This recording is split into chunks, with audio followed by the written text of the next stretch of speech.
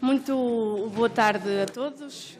Cumprimentar os senhores deputados aqui presentes, mas também as ordens que aqui hoje são ouvidas no âmbito do processo de especialidade de um conjunto de diplomas que se relacionam justamente com as associações públicas profissionais, e queria, em nome do Grupo de Trabalho, agradecer a vossa absoluta disponibilidade, quer hoje, quer também aquela que já foi manifestada anteriormente por escrito. Muitas das vossas ordens que representam mandaram contributos escritos e isso também consta do nosso processo de especialidade. E por isso, enfim, diria que é uma obrigação desta Assembleia fazer estes processos de especialidade em conjunto também com aqueles a quem os processos legislativos se destinam.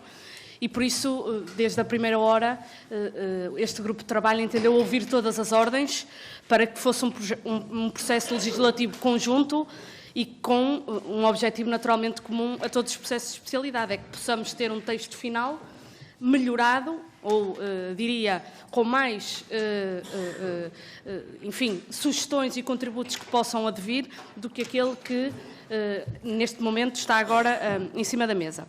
E por isso, eu queria agradecer ao Sr. Bastonário da Ordem dos Revisores Oficiais de Contas, ao Dr. Virgílio Macedo e também à equipa que o acompanha, à Sra. Bastonária da Ordem dos Contabilistas Certificados, à Dra. Paula Franco, ao Sr. Bastonário da Ordem dos Despachantes Oficiais, ao Dr. Mário Jorge, e ao Sr. Bastonário da Ordem dos Economistas, ao Dr. António Mendonça, pela presença aqui hoje. Julgo que têm conhecimento da metodologia da audição, portanto, cada ordem terá uma intervenção inicial de até 12 minutos. Depois, os grupos parlamentares aqui presentes farão as suas questões e partilharão as suas reflexões, e depois as ordens profissionais voltarão a ter uma ronda final de até 12 minutos. Portanto, esta é a metodologia e, se não houver nada a apontar, damos então início à nossa audição e começaremos, se calhar seguimos a ordem que é mais fácil, começaremos pela Ordem dos Revisores Oficiais de Contas e pelo Sr. Bastonário e Dr. Virgílio Macedo. Tem a palavra. Obrigada, Sra. Presidente deste grupo de trabalho. Cumprimentar os seus deputados em representação dos grupos parlamentares. Cumprimentar também aqui os bastonários das outras ordens aqui representadas. Senhores deputados, este projeto de lei apresentado pelo Partido Socialista tenta fazer o tratamento de forma igual de ordens profissionais que têm funções, organizações de interesse público totalmente diferentes. O tentar tratar de forma igual aquilo que é diferente leva a que, e no que diz respeito à Ordem dos Revisores Oficiais de Contas, a que esta lei enferma de pressupostos errados e que não acrescenta nada, pelo contrário, ao interesse público, que é aquilo que, obviamente, nos move. Em primeiro lugar, convém lembrar que as ordens profissionais são associações profissionais de direito público e de reconhecida autonomia em termos constitucionais. São organizações apartidárias que visam a salvaguarda do interesse público e refazem a representação e a defesa dos interesses das diversas profissões, nomeadamente garantem as boas práticas profissionais e asseguram a dissuasão de qualquer violação de incumprimento de regras deontológicas. As ordens não são sindicatos. A Ordem dos Revisores Oficiais de Contas tem uma missão de interesse público, com atos próprios definidos por lei e com responsabilidades acrescidas relativamente à generalidade das profissões. Os equívocos relativamente à aplicabilidade dos princípios inerentes à Ordem dos Revisores Oficiais de Contas neste projeto de lei começa logo na exposição dos motivos que é apresentado no projeto de lei do Partido Socialista. Nesse projeto de lei diz, entre outras situações, de entre as recomendações da OCDE Portugal, aliena-se a alteração de regras ao nível da supervisão de acesso a estas profissões deve estar a cargo de um órgão independente. Portanto, a OCDE diz que o acesso devia ser feito por um órgão independente. Ainda se diz, na exposição de motivos, que, diante das recomendações formuladas pela OCDE e a Autoridade de Concorrência, destacam-se a necessidade de separar a função regulatória da função representativa e as mesmas de serem dotadas de um órgão de supervisão independente.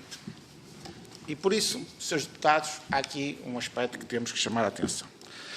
Lembro todos os Srs. Deputados que desde 2015 a função de Revisor Oficial de Contas é sujeita a supervisão pública por parte da CMVM, que é, como todos sabemos, um órgão de supervisão independente, sendo uma pessoa coletiva de direito público. Que essa supervisão pública está bem definida na Lei 148/2015, com as alterações introduzidas pela Lei 35/2018 e pela Lei 99A de 2021, em que é definido o regime jurídico da supervisão de auditoria. Relembro o número 1 do artigo 4. Constitui atribuição da CMVM a supervisão pública de revisores oficiais de contas, de sociedades de revisores oficiais de contas, de auditores e de entidades de autoria de Estados-membros ou de países terceiros, dos seus sócios e membros dos seus órgãos sociais. Por isso, todas estas preocupações vertidas na exposição de motivos estão, desde 2015, adequadamente salvaguardadas pela especificidade da função de revisor oficial de contas, pois esta já tem assegurada essa apropriada supervisão pública que é sistematicamente referida na exposição de motivos. Relativamente às propostas de alteração formuladas para este projeto de lei, permitam-nos efetuar os seguintes comentários e chamadas de atenção. Estágios profissionais. Concordamos com o princípio de que esses estágios devem ser remunerados. Existe um princípio que, para nós revisores, não é alienável. Quem trabalha tem que ser remunerado. Quanto à duração do estágio, lembro, Srs. Deputados, o preconizado número 1 do artigo 10º da Diretiva Europeia relativamente à auditoria e revisão legal de contas, a saber, e passo a citar, a fim de assegurar a capacidade de aplicar na prática os conhecimentos teóricos, que é o objetivo de uma prova incluída no exame, o estagiário completa um mínimo de 3 anos de formação prática, nomeadamente no nível de revisão ou auditoria das demonstrações financeiras anuais, das demonstrações financeiras consolidadas ou de demonstrações financeiras similares. Pelo menos 2/3 dessa formação prática decorrem junto de um revisor oficial de contas ou de uma sociedade de revisores oficiais de contas aprovada em qualquer Estado-membro. Neste momento, o estágio profissional no âmbito da Ordem dos Revisores Oficiais de Contas tem a duração de 3 anos, ou seja, o mínimo preconizado pela Diretiva Europeia. Mas mais importante do preconizado pela Diretiva ou por qualquer lei, o mais relevante é a defesa do interesse público. E, Srs. Deputados, claramente os jovens recém-licenciados, à saída de qualquer estabelecimento do ensino superior, quer seja faculdade, quer seja Instituto Politécnico, ainda não têm a experiência necessária e fundamental para o exercício da atividade de revisor oficial de contas ou de auditor, que é uma função de elevada responsabilidade que exige a aplicação de julgamentos profissionais. Mesmo o exame de acesso é imperativo pela diretiva, pelo que ter uma formação prática complementar à formação teórica é, no nosso entender, fundamental, quer na defesa do interesse público, quer também para a defesa de todos os profissionais que passam a exercer essas funções. Provedor. Somos frontalmente contra a existência no âmbito da Ordem dos Revisores Oficiais de Contas de um provedor destinatário de serviços, pois para além de internamente já dispormos de órgãos que exercem essa função de forma totalmente independente do Conselho Diretivo, com designação autónoma e sufragada, mas, e ainda mais relevante, subsidiariamente, a CMVM é a entidade a quem todos os destinatários dos serviços podem recorrer. E a CMVM, por sua vez, tem o poder sancionatório sobre todos os ROCs e todas as sociedades de revisores oficiais de contas. Ou seja, o provedor, no caso da Ordem dos Revisores Oficiais de Contas, não vinha acrescentar nada em termos de defesa do interesse público, porque qualquer utilizador dos nossos serviços pode recorrer à CMVM, quem tem a palavra final, que é o nosso supervisor e regulador em termos de atividade, e que é uma entidade pública. Mas, O projeto de lei prevê a criação dessa figura externa à própria organização, com remuneração. Ora, eu próprio, na qualidade de bastonário, não sou remunerado. E por isso consideramos uma incongruência e uma ingerência política em organizações profissionais apartidárias, independentes e com autonomia financeira, estar a determinar que obrigatoriamente haja uma figura que, devido às nossas características específicas, não faz qualquer sentido e, ainda por cima, ter que ser remunerada. Órgão de supervisão. A Ordem já tem um órgão interno de supervisão que designa-se por Conselho Superior, que é eleito através de um método DONT para assegurar a representatividade das diversas sensibilidades que possam haver dentro da própria Ordem dos Revisores. E que é totalmente independente. Mas, mais uma vez, chama a atenção que a verdadeira e a última supervisão é atribuída à CMVM, com todas as competências previstas no artigo 15A do projeto de lei, sendo que a lei prevê uma delegação de algumas competências ao ROC devidamente controladas por parte da CMVM.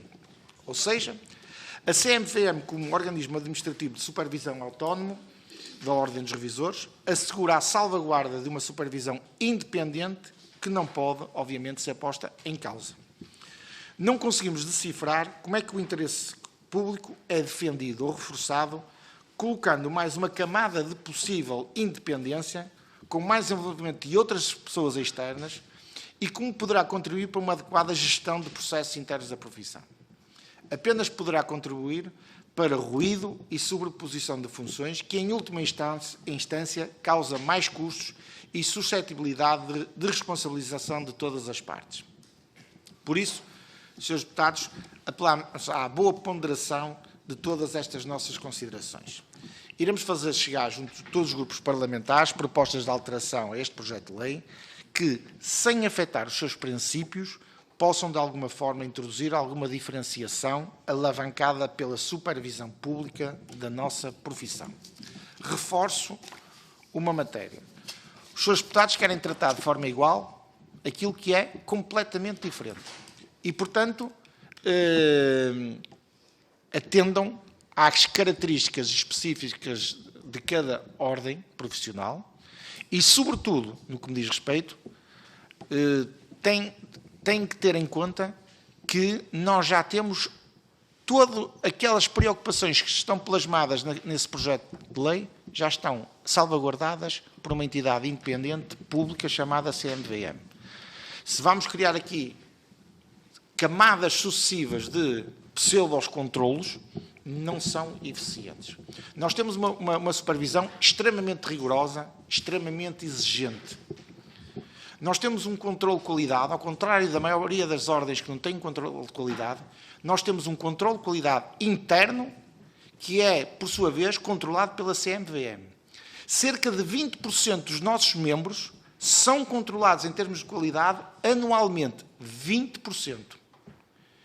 Os processos de controle de qualidade são coordenados pela CMVM. Srs. Deputados, digam-me onde é que poderá haver aqui alguma ligeireza relativamente à defesa do interesse público. E por isso, concordando com os princípios, que já vêm desde 2015 a Ordem dos Revisores Oficiais de Contas transpôs para os seus estatutos essas preocupações e todos esses princípios, não estamos a ver, sinceramente, como é que uma legislação desse género irá beneficiar o interesse público em geral, que efetivamente é o objetivo comum a todos nós. Obrigado, Srs. Deputados. Obrigada a nós, Sr. Bastonário, também pelo cumprimento escrupuloso do tempo, esse bem escasso e essencial. E é agora a vez da Sra. Bastonária da Ordem dos Contabilistas Certificados, a Dra. Paula Franca, quem cumprimento e dou a palavra. Muito obrigada, Sra. Deputada. Cumprimento todos os deputados presentes, colegas bastonários aqui presentes e todos os demais, e agradeço o convite para estarmos aqui a ser ouvidos. Claro que estas matérias de alteração à Lei das Ordens nos inclui a todos e, obviamente, são particularmente interessantes e interferem, obviamente, em todas as ordens profissionais. Mas acho que é claro, e também aqui seguindo um bocadinho o raciocínio do colega bastonário da Ordem dos Revisores, que todas as ordens têm as suas especificidades. E, de facto, aqui reside um dos principais problemas desta lei, que, em muitos aspectos, as várias ordens defendem ou são contra alguns tipos de propostas aqui presentes, precisamente pelas suas especificidades.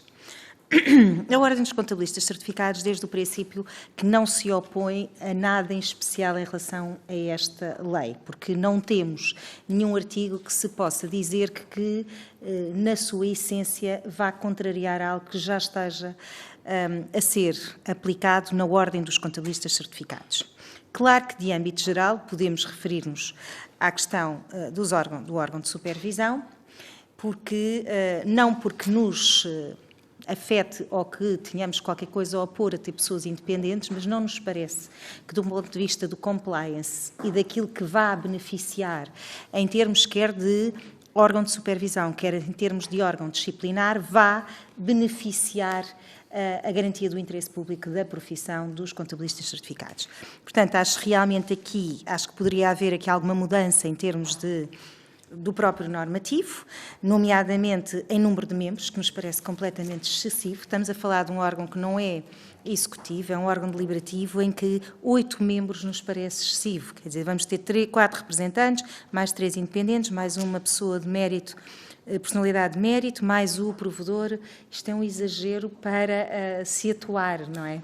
Este órgão aqui tem um papel muito importante em qualquer organização, que tem que garantir o interesse público. Por exemplo, no caso da nossa ordem, nós temos, e aliás como muitas ordens têm, um departamento interno disciplinar com juristas que fazem a preparação de todos os processos e que só depois é que tem a deliberação final do órgão disciplinar que faz parte do órgão de supervisão, do disciplinar que faz parte do órgão de supervisão. Portanto, parece-me que funciona bem, os processos estão todos em dia, com uma equipa tão grande que temos, obviamente, de juristas, a fazer a parte formal do processo, que é essencial neste aspecto. Em que é que o órgão de supervisão aqui me parece, e porque é que o ter pessoas independentes pode não significar melhor compliance, melhor trabalho e melhor avaliação do interesse público? É que o órgão aqui, pelo menos na nossa ordem, tem o papel final de, como conhecedor das matérias contabilísticas, avaliar nesse âmbito depois a decisão final que se toma. E, portanto, afastar este órgão das pessoas que tecnicamente conhecem e que são contabilistas certificados, porque não nada nos garante que 3 independentes que não podem ser contabilistas certificados conheçam matérias contabilísticas e fiscais e, portanto, poderá afastar aqui e não o tornar melhor, mas antes trazer entraves até ao seu desenvolvimento e à sua rápida aplicação, que é aquilo que pretendemos sempre em relação à ordem dos contabilistas certificados e aos processos que existem, quer de disciplinar, estou a falar mais disciplinar, supervisão, enfim, já tem outro tipo de componentes. Portanto, acho que efetivamente é um exagero o número de pessoas e, independentemente de ter pessoas externas ou não, acho que o número deve ser revisto. A questão do provedor, a nós também não temos nada a opor, aliás, nós temos sempre internamente e temos todas as regras que têm existido do ponto de vista das matérias seja do whistleblowing, que agora são matérias novas, que nós automaticamente temos os nossos meios de comunicação e de queixa, em que temos pessoas independentes a tratar dos processos, quer também até na questão da proteção de dados. Portanto, não nos faz qualquer entrave, ou não, qualquer confusão, ou muda a nossa orgânica por ter lá um provedor. Quanto à remuneração, por acaso, a Ordem dos Contabilistas Certificados tem órgãos todos remunerados. Mas aqui percebo, mais uma vez, em relação às especificidades de outras ordens, que nem todas têm órgãos remunerados. E, portanto, pode haver aqui uma incongruência para que isto seja uma norma geral que se aplique de forma transversal a todas, em que, mais uma vez, aqui na nossa não será complicada esta situação. Depois, parece-me que um dos problemas bases das alterações que estão a ser propostas tem muito a ver com a abertura e não criar entraves à entrada no mercado. de jovens, licenciados, que veem muitas vezes nas ordens aquilo que pode ser um entrave ou um atraso no seu início profissional. E aí a questão dos estágios serem no máximo de 12 meses, nós já temos menos, portanto, não, de facto também não nos afeta, e percebemos que de facto possa causar alguns constrangimentos o excesso de anos ou de mais meses que isto possa trazer em termos da entrada na profissão. Sendo certo, estamos sempre a falar de profissões reguladas. No caso da nossa, de facto, já são menores, mas pode haver outras que necessitem de outras especificidades em que estes tempos devem ser avaliados por profissão e não de âmbito geral, na nossa opinião. Depois, também, aqui a questão dos exames e da avaliação do estágio. Acho que o artigo 8º, número 4, precisava de estar mais claro sobre que matérias é que poderão ser objeto de avaliação no exame. Acho que a redação deve ser mais clara, porque não basta dizer que não deve repetir aquilo que é questionado. Se é realmente uma avaliação de um estágio, se o estágio é um estágio profissional, é preciso perceber o que é que se pretende aqui. E acho que aqui pode ficar, claro que estamos a falar de matérias práticas, provavelmente interligação com várias matérias, mas acho que era importante que o número 4 do artigo 8º ficasse mais claro para que depois, em termos estatutários, nenhuma ordem tenha dúvidas, e naquelas que têm exame, obviamente, aplicarem este artigo corretamente. Temos depois também a questão das sociedades multidisciplinares, ao qual a Ordem dos Contabilistas não tem nada contra, mas só achamos que era importante, ainda aqui no âmbito das sociedades profissionais e sociedades multidisciplinares, ficar salvaguardado a questão da possibilidade da dissolução administrativa destas sociedades se incumprirem deveres formais. Porque é uma das questões que não está agora, e, por exemplo, na nossa ordem, já em termos, por exemplo, da constituição das sociedades, já não há nenhuma limitação a que sejam constituídas com pessoas que não sejam contabilistas certificados, portanto, a 100%, coisa que não acontece noutras ordens, mas percebemos os problemas que isso muitas vezes traz. É que há sociedades a agirem de forma paralela, sem estarem legalizadas e sem estarem inscritas na ordem. E todos os processos que nós iniciámos a nível do Ministério Público, não temos conseguido refriar ou dissolver estas sociedades por não cumprirem aquilo que estatutariamente está definido, que é, no fundo, a nomeação, a inscrição da sociedade na ordem e a nomeação de um diretor técnico. Porquê? Porque não temos poderes disciplinares sobre os gerentes e os sócios das sociedades de contabilidade, ainda que tenham que cumprir todas as regras que, no fundo, estão estatutariamente definidas. Depois, como não são contabilistas certificados, acaba por haver aqui um atropelo jurídico em que não conseguimos atuar sobre elas. E, portanto, acho que isso também seria uma questão importante para nós que ficasse também salvaguardada aqui nesta proposta de lei e naquilo que fosse a redação final. Agora, há aqui um último aspecto que nos preocupa bastante e que será o ponto que eu diria que a Ordem dos Contabilistas Certificados nos preocupa, que é aqui aquilo que vem e que está agora a ser acrescentado no artigo 5º, atribuições, no seu número 2. Em que aquilo que já estava, que era onde era referido que as associações públicas profissionais estão impedidas de exercer ou de participar em atividades de natureza sindical ou que se relacionem com a regulação das relações económicas ou profissionais dos seus membros. Portanto, mantém-se essa parte que já existia na redação e acrescenta-se aqui, bem como exercer atividades de natureza comercial sem prejuízo da comercialização de artigos institucionais. Para além de já existir um artigo que se referia a esta questão da comercialização e dos serviços prestados pelas ordens, que era o número 2 do artigo 6º, e, portanto, parece-me que eles estão a duplicar, e esse já existia, e, no fundo, ignorou-se um bocadinho o número 2 e veio-se incluir na parte final do número 2 do artigo 5º e não mudar, se fosse essa a opção, o número 2 do artigo 6º, porque o número 2 do artigo 6º já diz que as associações públicas profissionais não podem prosseguir atividades nem usar os seus poderes fora das suas atribuições, nem dedicar os seus recursos a finalidades diversas das que lhe tenham sido legalmente cometidas. Portanto, no fundo, os serviços estavam aqui. E isto preocupa-nos por várias matérias, nomeadamente no próprio artigo 5º das atribuições, na linha I, que refere que a prestação de serviços aos seus membros é uma das atribuições das ordens, é a prestação de serviços aos seus membros no que respeita ao exercício profissional, designadamente em relação à informação e à formação profissional.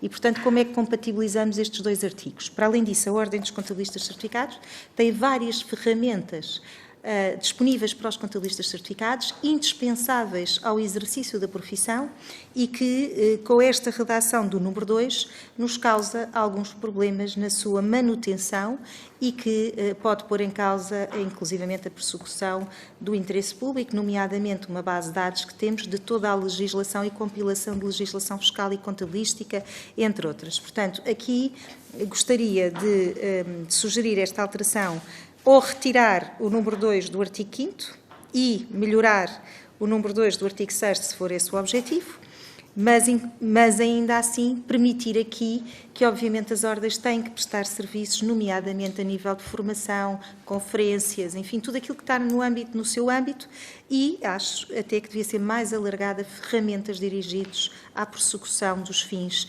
estatutários e aos membros das ordens profissionais. Portanto, aqui reside aquilo que, de facto, não concordamos de todo que tenha sido feito. Isto não resulta de nada da OCDE, nem de nenhuma das recomendações que vieram de fora, portanto, caiu aqui um bocadinho como tão limitadora que me parece que é abusiva em relação àquilo que é o normal funcionamento das ordens. E, portanto, gostaria só de deixar esta nota, porque é, de facto, aquilo que mais nos viola em termos daquilo que está aqui presente nesta proposta do PS.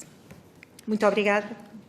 Obrigada a nós, Sra. Bastonária, pela reflexão que partilhou com este grupo de trabalho. É a vez do Sr. Bastonário da Ordem dos Despachantes Oficiais, o Dr. Mário Jorge, quem saúde e dou a palavra. Em primeiro lugar, saúdo as senhoras e os senhores deputados que compõem esta comissão, os meus colegas bastonários e os demais. A título introdutório, pretendo fazer um pequeno historial do que é a profissão do despachante oficial, tendo em conta que é uma profissão de um nicho de mercado e que, infelizmente, muitos de nós, ou muitos da população, não sabe como funciona e a sua história. A figura do representante do dono das mercadorias, interveniente no desalfandegamento das membras, existe em Portugal desde a época medieval. Posteriormente, na fase dos descobrimentos, traduziu-se em diversas alterações quanto aos procedimentos aduaneiros e fiscais, cada vez mais necessários para cobrar mais impostos na condição de libertar, assim, as novas mercadorias no território nacional. Os primeiros registros históricos, com referência ao despachante, datam do século XVI, no período de grande desenvolvimento do comércio com as Índias. Em 1554, durante o reinado de Dom João III, o cronista português Damião de Góis já destacava a importância do despachante no desenvolvimento da cidade de Lisboa. Com o foral da Alfândega de Lisboa de 1587, Filipe II, que apareceu pela primeira vez, foi aí que apareceu pela primeira vez definida na legislação a atividade dos despachantes. Apelidados de tratadores de mercadorias, esta profissão é designada por despachante pela primeira vez nos estatutos da Junta de Comércio no Decreto Régio de 30 de setembro de 1755 e no Alvará com força de lei de 14 de novembro de 1757. O reconhecimento oficial da profissão em todo o Reino ocorre em 1864, com o decreto 7 de setembro, já lá vão 158 anos. Posteriormente, em 1941, pela reforma aduaneira, instituíram-se quadros orgânicos fixos para a profissão e a exigência de concurso público realizados nas alfândegas como condição de acesso à profissão. A nossa associação pública foi instituída em Portugal pelo Decreto-Lei 34.514, 20 de abril de 45, o qual aprovou os seus primeiros estatutos. Ouvidos diversas alterações estatutárias, a Câmara de Despachantes Oficiais era a única entidade nacional que representava legalmente os despachantes oficiais em tudo quanto à profissão diz respeito. O enquadramento profissional e a definição dos estatutos jurídico-funcional dos despachantes em Portugal foram desde sempre detalhados por razão e imposição da lei emergentes do interesse público e do Estado. Através da entrada em vigor da Lei 112 de 2015, a Câmara de Despachantes foi transformada em Ordem dos Despachantes Oficiais. As suas principais atribuições são a defesa dos interesses gerais dos destinatários dos serviços, dos direitos e interesses legítimos dos seus membros, no que respeita ao exercício da atividade profissional, à regulação do acesso e o exercício, a organização dos cursos e exames de acesso à atividade profissional previstos na lei e atribuição exclusiva do título de despachante oficial. História à parte, a atividade do despachante oficial, acompanhando o ritmo da economia nacional, foi sempre cada vez mais essencial, como representante profissional dos operadores económicos na procura de novas soluções com vista ao crescimento económico do país. Os consumidores dos nossos serviços são os operadores económicos que diariamente contribuem para a economia nacional, importando mercadorias para o consumo público ou matérias para a transformação na nossa indústria, assim como exportando mercadorias para os 4 cantos do mundo. Este é o habitat natural do despachante oficial, enquanto consultor da empresa, auxiliando na persecução e operacionalização das melhores práticas. As melhores práticas dos despachantes são aferidas diariamente pela Autoridade Tributária Aduaneira, na medida em que, sempre que colocamos uma declaração de importação, de exportação ou outra, é aferido a veracidade dos atos e as boas práticas que advêm dessa classificação. Cumprimos complexas formalidades aduaneiras, a intermediação das relações entre o operador e o Estado e na cobrança de impostos. Anualmente, estamos a falar de cerca de dados antes do Brexit. Atualmente estamos a falar de cerca de 500 mil declarações de importação e de exportação e de milhões de declarações aduaneiras nos impostos, no âmbito dos impostos especiais de consumo, declarações essas que representam receitas estimadas em 200 e muitos milhões de euros em direitos aduaneiros, parte dessas ficando na Receita Nacional. Verbas muito altas também de receitas do IVA, de receitas do ISP, do IABA e do ISV. Mensalmente, os despachantes utilizam as suas calções globais para beneficiar os operadores económicos e o Estado, facilitando milhões de movimentos de tesouraria, poupando incontáveis horas de trabalho e garantindo o pagamento dos direitos aduaneiros e outros impostos indiretos. Com isto, quis contextualizar um bocado o que é a nossa atividade, agora focando-nos diretamente nas alterações preconizadas pela lei. Nós, desde já, definimos que não constituímos uma barreira ao exercício da profissão, dado que a representação aduaneira que nos é dada pelo Código Aduaneiro da União deixou de estar reservada aos despachantes oficiais há longos anos. A representação aduaneira pode ser livremente exercida e vai sendo por outros profissionais que operam no ramo da logística em geral. Esses representantes aduaneiros apenas, contra o que se passa com os despachantes oficiais, têm uma caução de 50 mil euros para exercer a sua atividade. A caução que nós também temos. Portanto, como facilmente se prende, não constituímos qualquer barreira ao exercício da profissão. A distinção entre ambos vai muito além do título, embora para nós o título seja algo que ostentamos com imenso orgulho. A nível de discordâncias, temos a apontar aos projetos de lei e principalmente ao projeto de lei do PS a defesa dos interesses dos destinatários de serviços. Nós nunca podemos aceitar que não seja colocada como principal atribuição das ordens profissionais e da nossa, em particular, a defesa geral dos destinatários dos serviços, ficando prejudicada a sua missão de interesse público. Quanto ao provedor dos destinatários dos serviços, no artigo 8, número 1, a linha Q, o provedor de destinatários dos serviços, no nosso caso, e face aos casos de número de processos que o nosso Conselho Deontológico /disciplinar não nos parece necessário. Não nos opomos totalmente à sua existência, mas sim à sua utilidade. Preocupa-nos o custo que poderá vir a ter para uma ordem pequena como a nossa.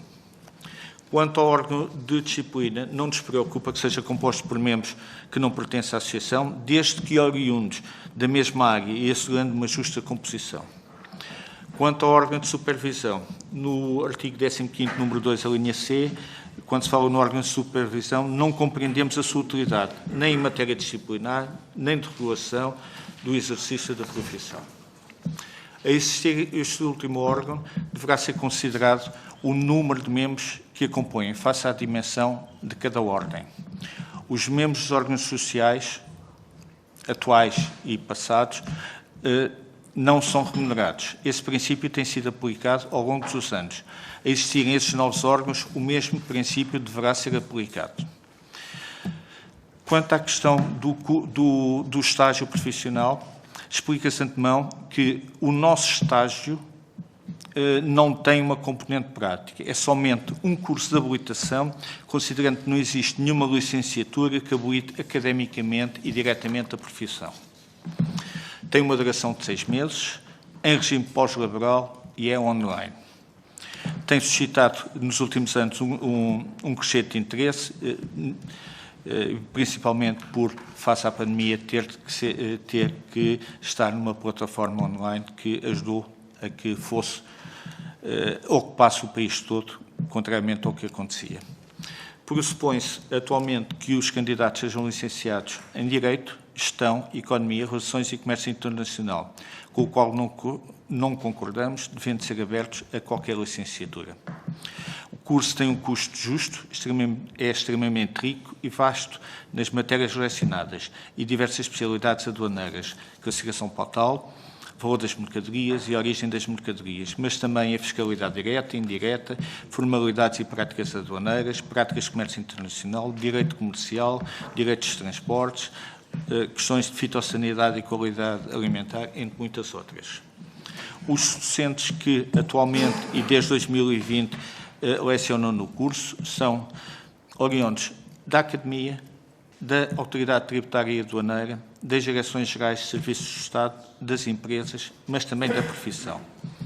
O júri do curso é composto por elementos não pertencentes à ordem, tendo apenas o bastonário que está lá por inerência como despachante. Atualmente, 3 dos membros são oriundos da AT, estando no ativo ou já na aposentação, e um elemento da Academia, normalmente do direito aduaneiro, sendo assim completamente independente. A avaliação é escrita e oral. Após a aprovação, o candidato tem a opção de se inscrever ou não na ordem. Essencialmente são estes os pontos que nos suscitam mais dúvidas na lei, em apreciação, e estamos dispostos a trabalhar em soluções que se possam vir a adaptar à realidade e dimensão da nossa ordem. Muito obrigado. Obrigada a nós, Sr. Bastonário, pela partilha também. É agora a vez para terminarmos esta primeira ronda do Sr. Bastonário da Ordem dos Economistas, o Sr. Dr. António Mendonça, que cumprimento e dou a palavra. Muito obrigado, Sra. Deputada. Eu começo por saudar a Sra. Deputada, os senhores deputados aqui presentes, naturalmente saudar também os representantes, os bastonários e representantes das ordens que aqui estão presentes comigo nesta sessão.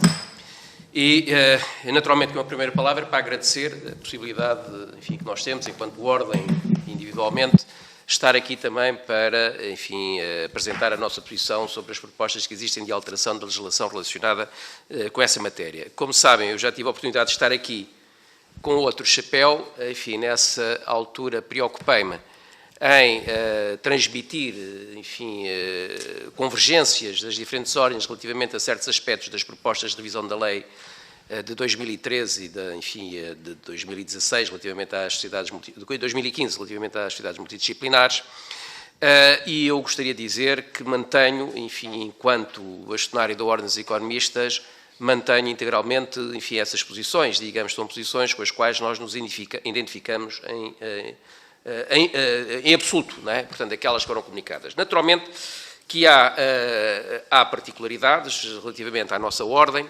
A nossa ordem é uma ordem, enfim, bastante particular. Como sabem, teve origem na Associação Portuguesa de Economistas e, aliás, em 2023 vai comemorar 25 anos de existência, digamos, da passagem da Associação Portuguesa de Economistas para a Ordem dos Economistas e, portanto, enfim, também, naturalmente, que as comemorações serão uma oportunidade para refletirmos sobre a nossa existência e o nosso papel na sociedade.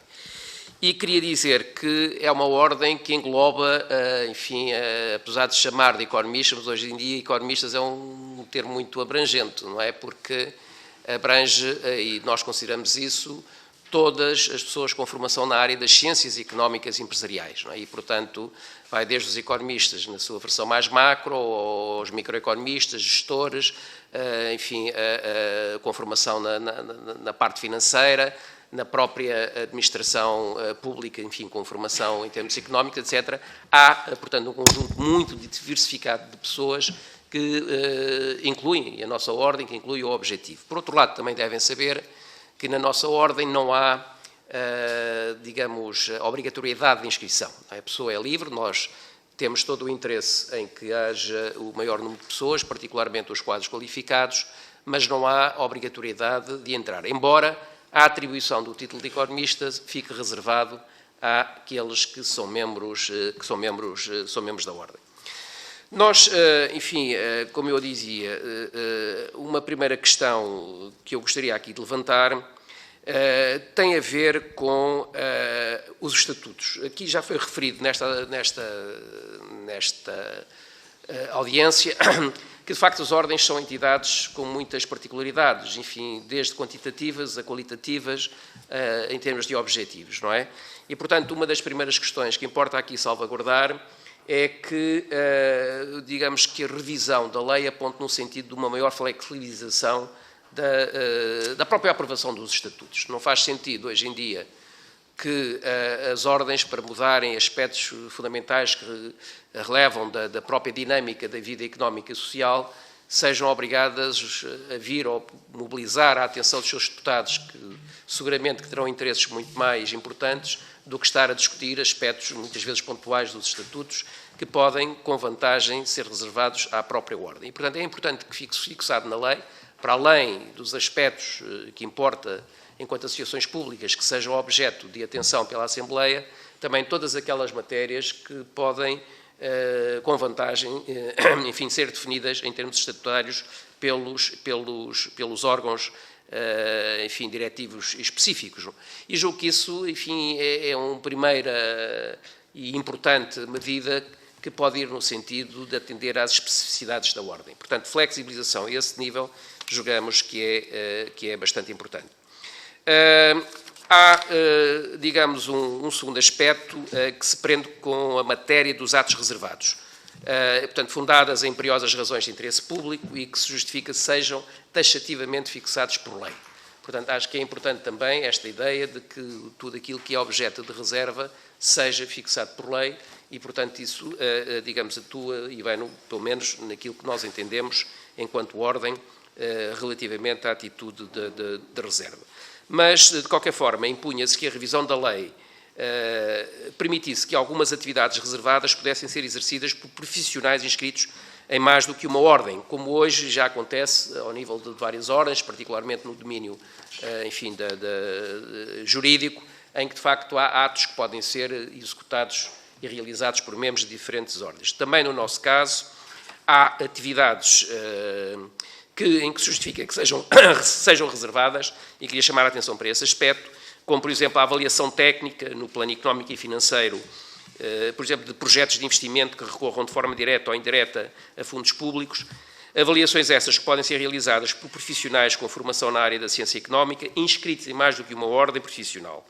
Aí os exemplos podiam-se multiplicar. Penso que é importante, relativamente a certo tipo de atos, como sabem, enfim, toda a gente se sente economista, apesar de não ter formação para isso, e muitas vezes a sociedade portuguesa tem a perder pelo facto de pessoas que não têm a formação adequada poderem intervir a este nível. Portanto, julgo que deveria haver aqui, do ponto de vista do interesse público, reserva relativamente às pessoas que têm condições técnicas, que têm formação adequada para exercer estas responsabilidades.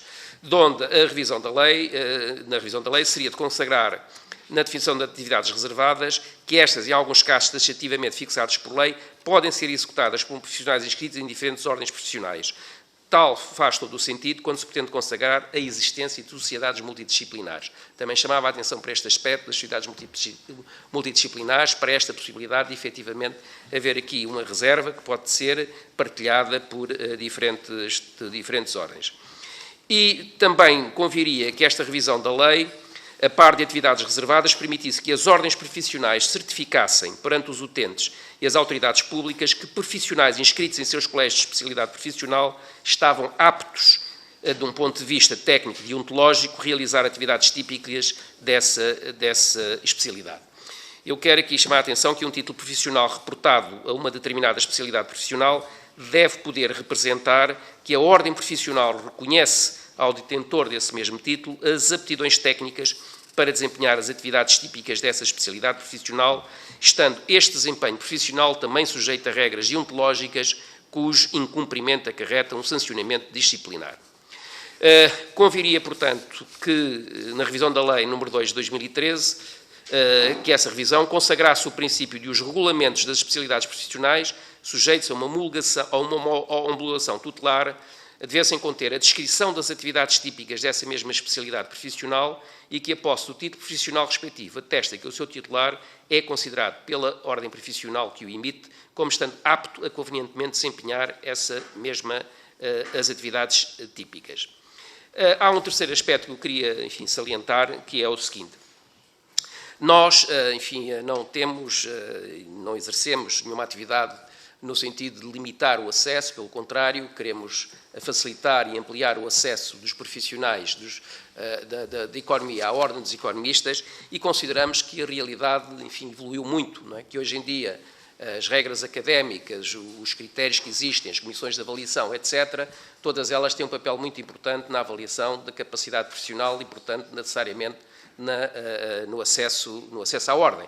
E, portanto, não faz sentido, enfim, julgo que a Ordem dos Economistas já existe isso, existem hoje muitas modalidades para participar à própria Ordem, participar na definição dessa acreditação, mas não se sobrepõe, obviamente, àquilo que está consagrado, enfim, que é a prática em termos do país relativamente à qualificação dos títulos que são obtidos e, portanto, enfim, julga que não tem, e nem deve ter, nem quer ter, particular relevância nessa matéria, embora queira participar precisamente nos mecanismos e nas instituições que definem essas exigências. Não é? E, portanto, é aqui uma característica de participação, não uma característica de hegemonia ou de chamar assim, digamos, a definição dessa matéria. Aliás, queria dizer que um dos aspectos que eu julgo que com vantagem poderia ser colocado em termos dos próprios estatutos das diferentes ordens diz respeito aos estágios. Não é?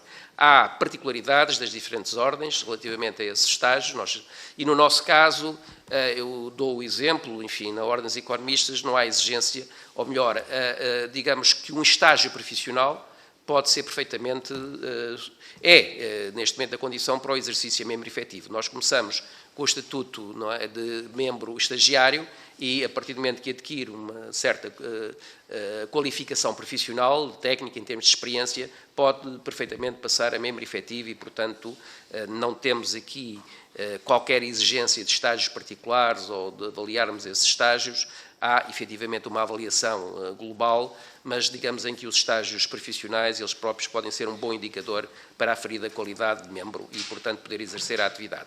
E, portanto, opomos claramente, não é, portanto, desse ponto de vista, e no nosso caso, embora possamos compreender particularidades, que esses estágios tenham que ser, enfim, não remunerados, não é? Particularmente numa situação de acesso à profissão, como aquela que caracteriza hoje os nossos jovens, e, portanto, desse ponto de vista, julgo que faz sentido repensar. Já tinha chamado a atenção, enquanto Presidente do CNOP, esse aspecto, mas enquanto bastonário da Ordem dos Economistas também chamo, para a necessidade de rever a própria legislação em matéria de estágios, no sentido de permitir a remuneração, estender os apoios à remuneração, precisamente a outras situações, como seja, por exemplo, estágios que são requeridos no âmbito de certas ordens, mas, digamos, isso deve estar na legislação geral e, portanto, deve haver essa compreensão e também a particularidade.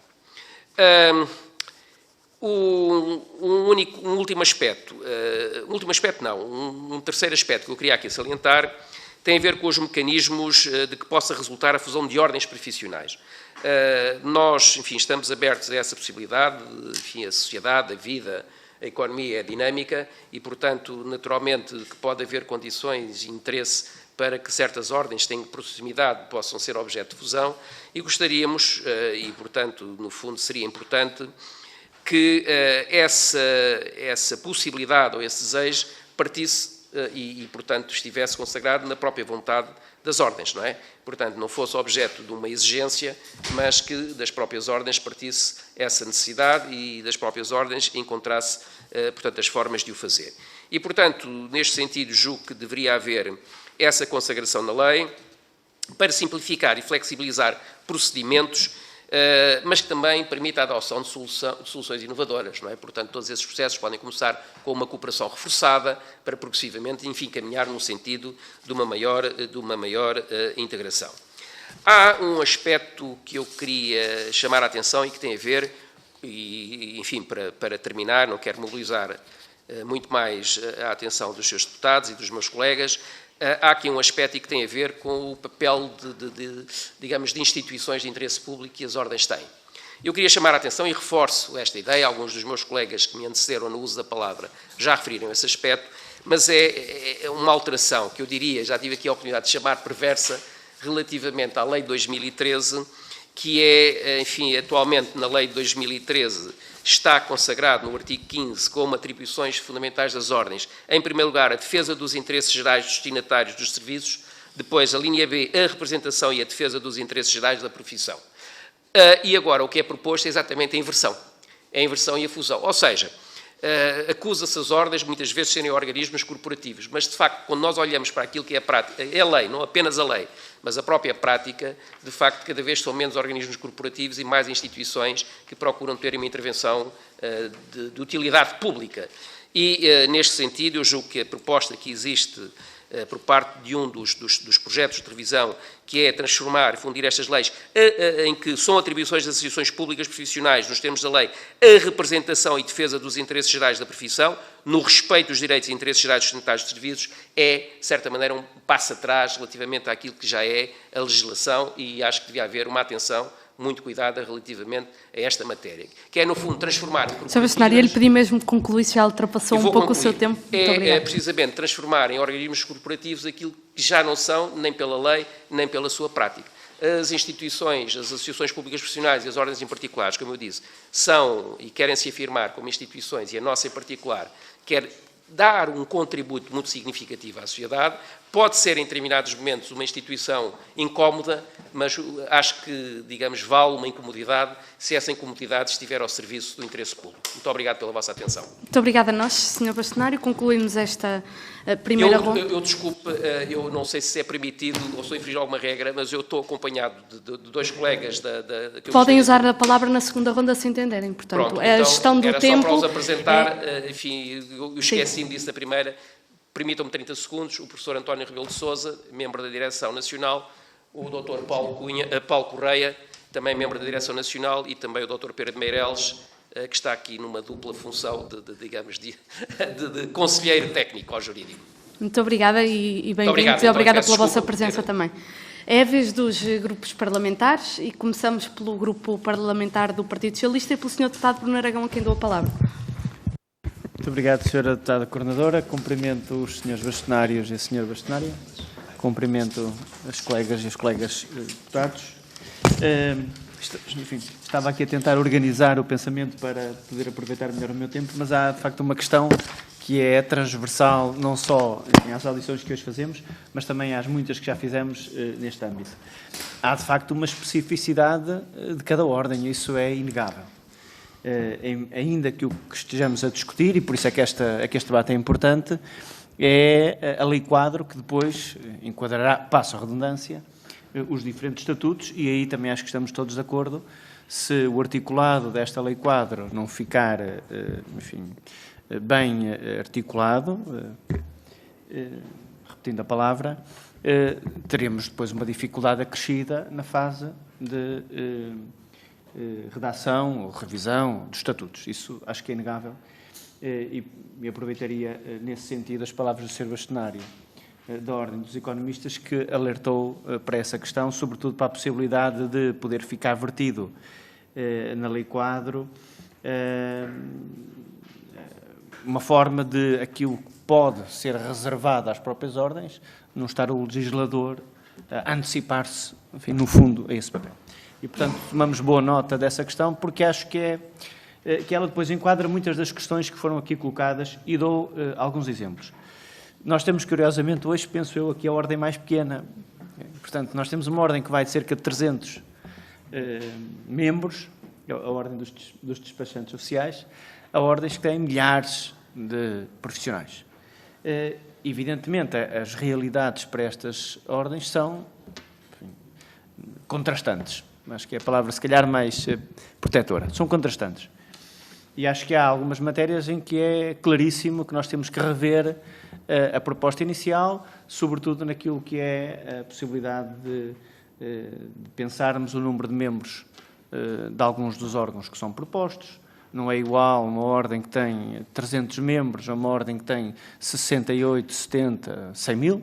E, portanto, acho que estas questões são claras e, por serem claras, eu vou avançá-las, eu vou àquelas onde há mais divergência, seguramente em relação ao nosso projeto, à nossa proposta, e onde essa divergência, apesar de tudo, recolhe também, da parte das ordens, mais consenso. Okay? Portanto, divergências mais consensuais desse lado em relação à nossa proposta, porque acho que é aí que estão as questões.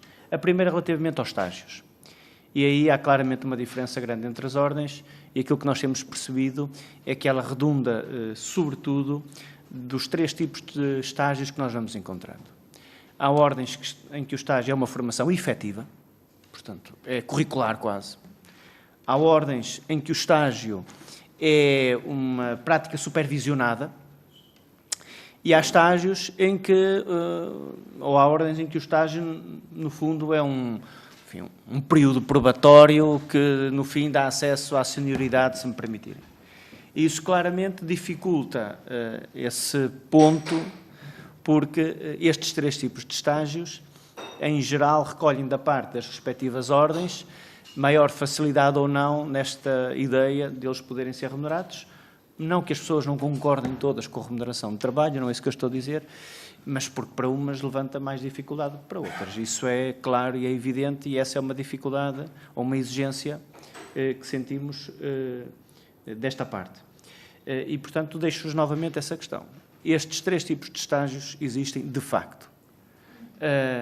Quando eles são apenas probatórios, são períodos probatórios, no fundo já há assunção de responsabilidades laborais e, portanto, quase sempre eles já são remunerados.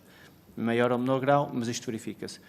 Quando nós começamos a aproximar-nos de períodos de formação, aí mudamos bastante o quadro vigente e aí coloca-se uma questão que pode ser de difícil ultrapassagem, digamos, se não encontrarmos mecanismos que possam suprir essa questão. A segunda questão que eu gostaria de deixar tem a ver com as sociedades multidisciplinares. Nós aqui temos ordens que são frontalmente contra, temos, sobretudo, enfim, de entidades que ouvimos que não são ordens, não sendo ordens, mostram alguma abertura, ou até bastante abertura, para um modelo destes. Nós, até utilizei essa expressão, não sei se muito feliz, mas vou repeti-la, pelo menos para ver aqui alguma coerência da minha parte. Nós somos um jardim, não sei se queremos ser uma ilha, e, portanto, na maioria dos países europeus nós já verificamos sociedades multidisciplinares, com algumas nuances e algumas diferenças de país para país, algumas com modelos mais interessantes do que outras, mas, em todo caso, elas existem ou vão fazendo algum caminho de regulamentação. E a questão que eu coloco é, existindo e mantendo-se esta proposta das sociedades multidisciplinares, aquilo que nós temos sentido até, enfim, um pouco por direito comparado, é a necessidade de densificar um pouco mais incompatibilidades, questões deontológicas que se colocam, o cruzamento de estatutos de diferentes ordens, depois sobre sobre profissionais dessas sociedades, que no fundo vão responder a diferentes quadros deontológicos e, portanto, essa é uma questão que eu gostava de vos colocar. Penso que tenho aqui alguma liberdade ainda.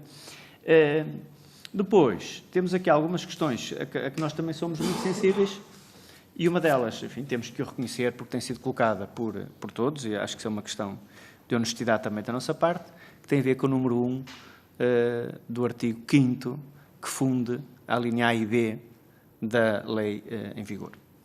E, de facto, essa é uma questão que tem sido colocada por todos e, portanto, acho que deve haver da nossa parte alguma disponibilidade para procurar rever esse articulado.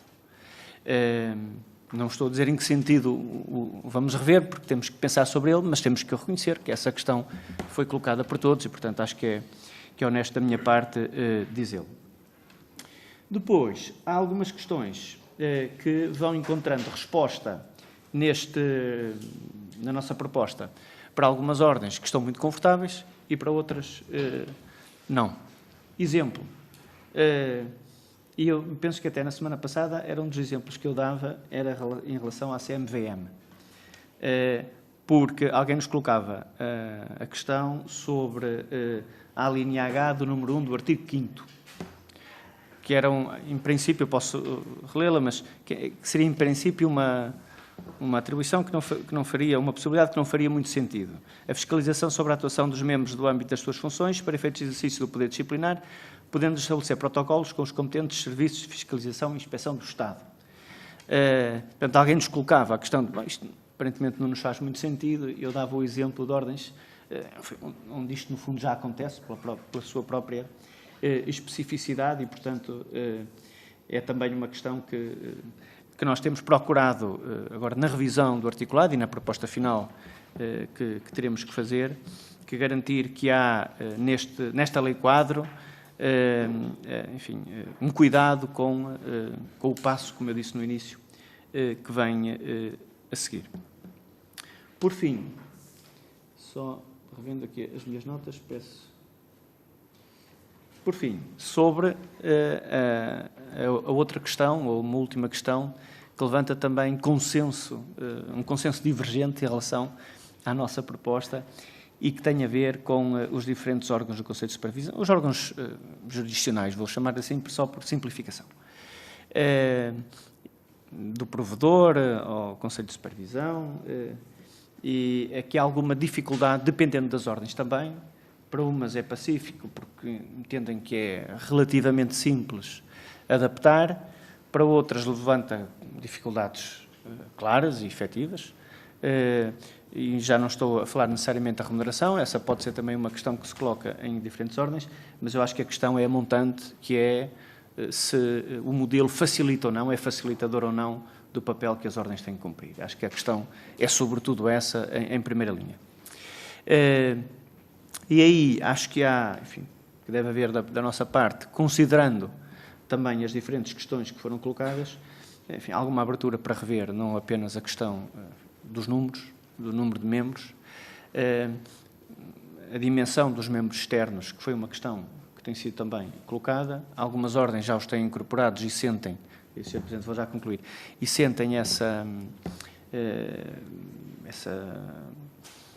vantagem dessa incorporação. Para outras, a questão pode-se colocar, enfim, de uma forma mais difícil, mas, em todo o caso, enfim, há da nossa parte também, acho que isso é importante dizer, disponibilidade para encontrarmos a forma de garantir que o articulado da Lei Quadro permita que depois, na fase que vem a seguir, as ordens sintam que a sua função fica facilitada com a nossa proposta e não o contrário. Muito obrigado. Muito obrigada, Sr. Deputado.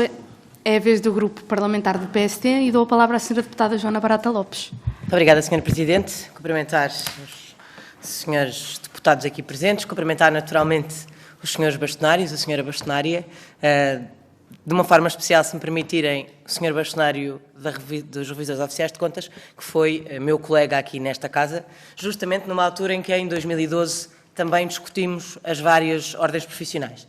E, portanto, não querendo aqui fazer um remember, a verdade é que a preocupação, nomeadamente no que diz respeito, e já na altura uma preocupação europeia, nomeadamente no que diz respeito aos entraves no acesso à profissão e a questão dos estágios, eram maioritariamente o que estava na ordem do dia. Houve, se me permitem, compreenderão, sendo deputado do Grupo Parlamentar do PSD, sou parte interessada, houve, na nossa opinião, uma evolução com a Lei 2 de 2013 e nós não apresentámos nenhum diploma neste processo legislativo, mas estamos aqui também em sede de especialidade para melhorar aqueles que foram apresentados, sendo que temos muitas, e partilhamos muitas das reservas que aqui nos fizeram chegar. Não posso deixar de dizer que nem sempre, já agora, nesse processo de 2013, a questão das ordens e das profissões reguladas tem sido sempre um tema que vem aparecendo, desde logo porque outras profissões têm as suas aspirações e, portanto, obriga-nos e deve obrigar a Assembleia da República a pensar naquilo que é efetivamente a defesa do interesse público, que é o que consta da Lei 2 de 2013, e é para isso que serve as associações públicas que servem as associações públicas profissionais, e todos aqui o referiram, creio eu, e esse é um ponto que importa salientar, porque, na realidade, aquilo que queremos é que nas alterações à lei fique salvaguardado o interesse público, porque é para isso que existem as associações públicas profissionais. E esse é um ponto que parece de sumenos importância, mas não é em algumas das alterações que aqui também se propõem e que também aqui algumas trouxeram. E já agora também dar nota de que, como dizia, nem sempre fomos tão acompanhados nesse desígnio em 2012, mas também salientar que uma das coisas que o Grupo Parlamentar do Partido Social Democrata queria neste grupo de trabalho era poder ouvir cada uma das ordens, percebendo, já vivemos isso antes, percebendo que naturalmente isto tornaria o processo mais longo, mas não há prova maior do que ter ouvido esta audição para perceber, obviamente, da especificidade que cada uma das ordens tem. Não é? E, portanto, diziam, creio que todos os senhores bastonários falaram sobre isso, esta ideia do tratar igual o que é diferente, como foi dito logo ao início, depois causa entraves na discussão que, eventualmente, seriam facilmente dirimidos se pudéssemos, no tempo que dispomos, ter uma conversa em específico com cada uma das ordens. Mas, enfim, isso não foi possível, não foi aprovado pela maioria e, portanto, estamos aqui e com o tempo que temos, aquilo que vos queria dizer era que, naturalmente, nesta lógica de proteção do interesse público, nós já o manifestámos várias vezes, temos esta noção de entrave à profissão muito clara como sendo uma das nossas das barreiras injustificadas no acesso à profissão, como sendo o primeiro dos problemas a combater e, portanto, todo o processo legislativo na ótica da defesa do interesse público deve ter por base esse princípio. Naturalmente, a questão dos estágios profissionais, chamamos a atenção que, enfim, naturalmente, é certo que eles têm que ser remunerados, é preciso perceber de forma clara e pragmática, no sentido de que já vivemos este momento antes, quais são os mecanismos com que podemos fazê-lo, nomeadamente se devem ser, por exemplo, e o Partido Social Democrata tem-no dito, o IFP a trabalhar em conjunto para que isso aconteça, porque nós temos é que garantir que aquilo que não pode acontecer é que hajam estágios que estão, por razões das próprias profissões, como necessários, mas que não são remunerados. E se é o próprio Estado que o exige, e bem, também tem que ser o próprio Estado a participar dessa solução e, portanto, era também, neste sentido, era uma das coisas que gostava que comentassem da vossa parte e no vosso entendimento de trabalho diário enquanto bastonários. A nós preocupa-nos, para ser completamente clara, algum ataque à independência das ordens profissionais que decorre quer da questão do Conselho de Supervisão, quer da questão do provedor. Tememos que seja uma forma de ingerência à qual, com toda a honestidade, não vemos necessidade concreta.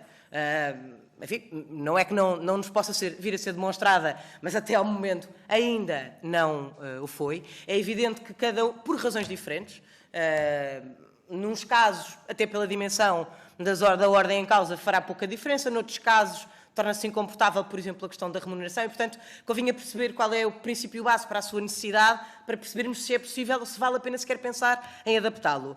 Aliás, esta ideia de que cada uma das questões, que pega também com a questão da dimensão dos estágios que aqui foi falada, da especificidade de cada ordem, mais uma vez, foi um assunto já levantado aqui em outras funções pelo Conselho Nacional das Ordens Profissionais, nomeadamente em situações em que faz sentido que sejam remetidas para os estatutos, respeitando necessariamente a especificidade de cada ordem. Embora neste caso, como digo, é preciso, enfim, o Grupo Parlamentar do PSD não está convencido, perceber a bondade destas duas situações, nomeadamente o Conselho de Supervisão e do provedor, na medida em que nos parecem uma forte ameaça à independência e à autonomia das ordens profissionais, que é aquilo que não se quer, porque nós temos várias formas de tratar as profissões e devidamente enquadradas legalmente em Portugal. As associações públicas profissionais, como digo, têm uma especificidade muito própria de profissões reguladas, protegendo o interesse público e, portanto, convém aqui perceber se estamos a respeitar a própria base de onde vem a necessidade de uma associação pública profissional. Dizer também, isso, seguindo aqui algumas das questões que foram levantadas, que a questão das sociedades multidisciplinares nos preocupam bastante. Temos dúvidas de que esta regulação seja verdadeiramente uma regulação e tem que ser vista de forma muito específica neste processo de especialidade, nas propostas e nas alterações às propostas que aqui foram colocadas, que vão ser discutidas neste grupo de trabalho, de maneira a podermos garantir que, eventualmente, não quero usar o exemplo da Ilha e do Jardim, porque é bastante social-democrata na Madeira, mas é verdade que todos nós queremos caminhar aqui para uma lógica e percebemos as imposições europeias, mas temos de garantir que o fazemos, mais uma vez salvaguardando o interesse público, e que seja feito de maneira a que faça sentido e que as sociedades multidisciplinares sejam preservadas naquilo que podem ser a sua mais-valia e não um problema. A senhora Bastonária da Ordem dos Contabilistas Certificados aqui falava, por exemplo, na questão da supervisão, que depois se coloca porque para as mesmas funções não têm os mesmos poderes de supervisão. E há aqui pontos que é preciso ver relativamente a estas sociedades. Por fim, e terminando, queria só levantar diretamente aqui uma questão à senhora Bastonária da Ordem dos Contabilistas Certificados, porque, de facto, a Comissão de Economia, não a Comissão de Trabalho, Segurança Social e Inclusão, onde me parece ter sido devido, mas presumo que, do que ouvi dizer, virá para este grupo de trabalho, não sei se já veio, senhora Presidente, um pedido da Associação de Softwares Portugueses, justamente relativamente àquela questão que a senhora Bastonária aqui nos falou, Associação Portuguesa de Software, desculpem, e que basicamente fez chegar, pediu uma audiência à Comissão da Economia, que nós voltamos a dizer, pomos dúvidas quanto à competência dessa comissão para a matéria em causa, mas, enfim, não é? Não, é o que é, onde foi distribuído alguma documentação. Foi dito que viriam aqui, quereriam estar aqui, eventualmente vale a pena ouvir-nos, porque nos parece, ela é completamente direcionada para a Ordem dos Contabilistas Certificados.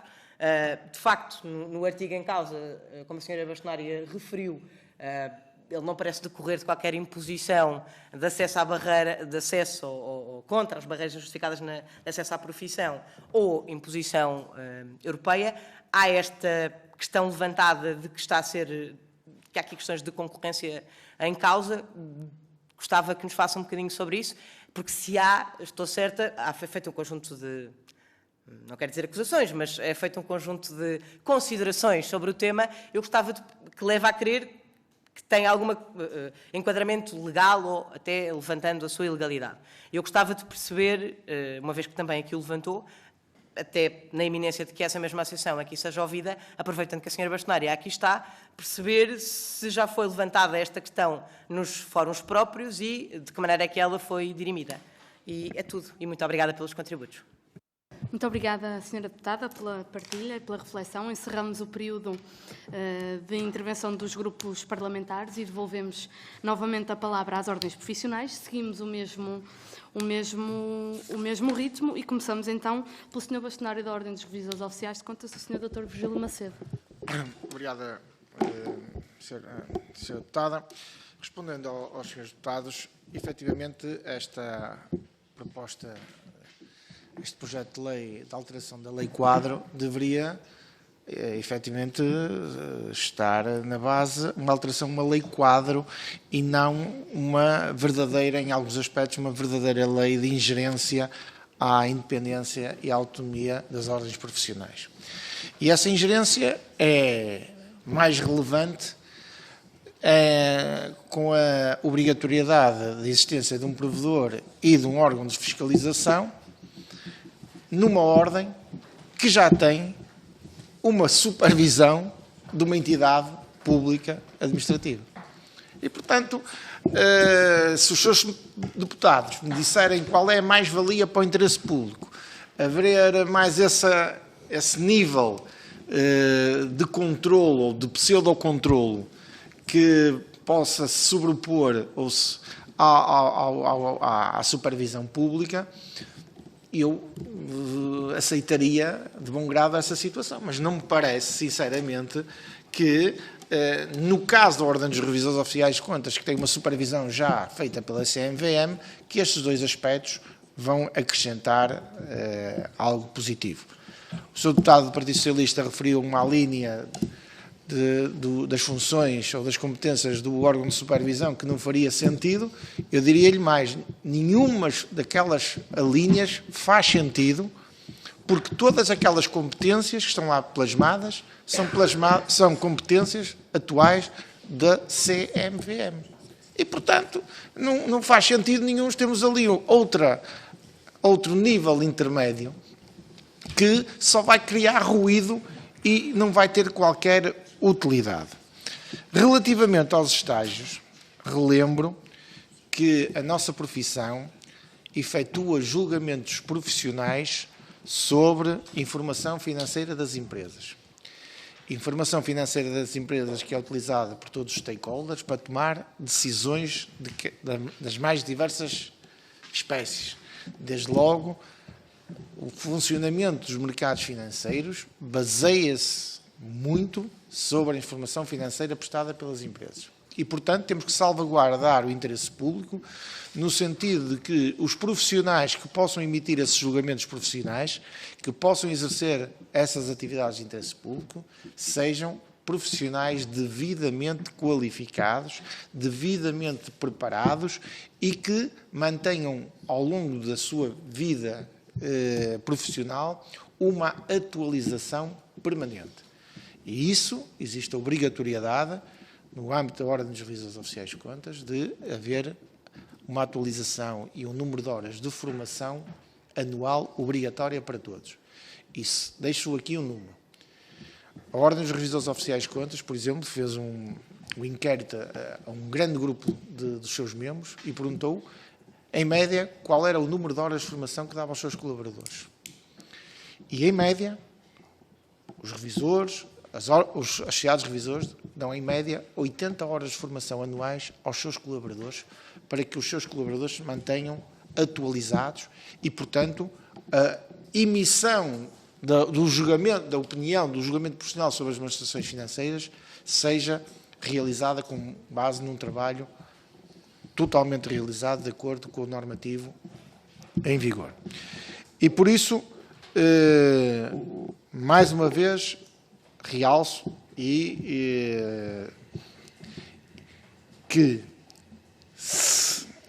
não se pode tratar de forma igual aquilo que é substancialmente diferente. A nossa ordem tem atos reservados, existem ordens que não têm atos reservados para eles, ou seja, funcionam de livremente, são associações profissionais de acesso livre que não têm atos reservados. Nós temos atos reservados. Temos uma diretiva europeia que temos que cumprir e que temos vindo a adaptar à nossa realidade. E por isso, se há alguma matéria que na ótica dos seus deputados tem sido menos bem tratada por parte das ordens, quer seja relativamente aos estágios, ou relativamente a remunerações, ou relativamente a entraves à entrada das profissões, acho que devem ser corrigidos, obviamente. A nossa ordem não faz qualquer entrave à entrada de profissionais. Pelo contrário, todos nós, membros do Conselho Diretivo, vamos todos os anos a uma faculdade, a um Instituto Politécnico, um lecionem Contabilidade, Economia, explicar o que é auditoria, explicar o que é revisão de contas, chamar jovens para a nossa profissão. Ou seja, o nosso objetivo é ter muitos jovens recém-licenciados, outros que até já iniciaram a sua carreira profissional e que queiram mudar de funções, chamar-nos para o exercício da função de auditor / revisor oficial de contas. Agora, como função de interesse público, terá que haver regras específicas. E há,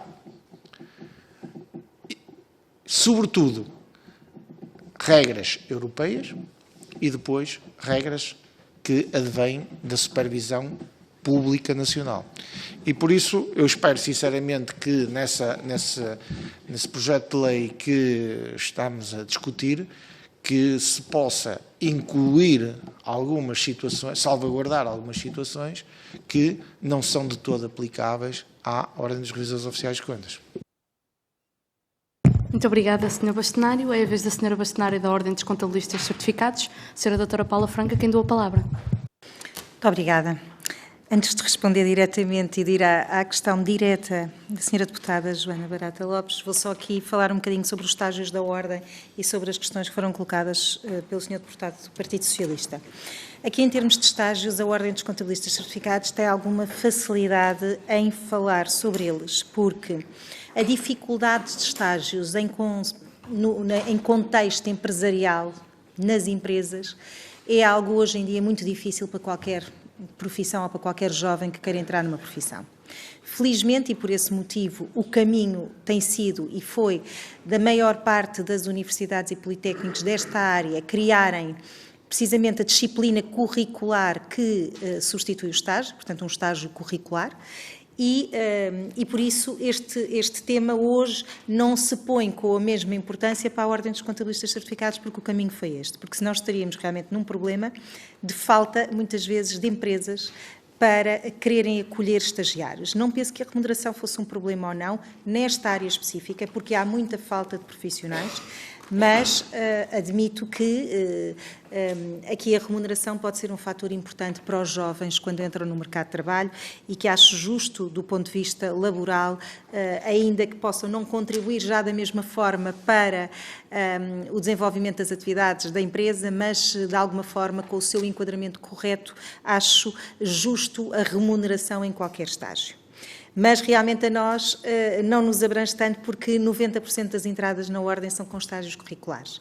Mas também temos a noção que se fossem estágios em contexto empresarial teríamos muita dificuldade em ter números de empresas suficientes para acolher todos os profissionais.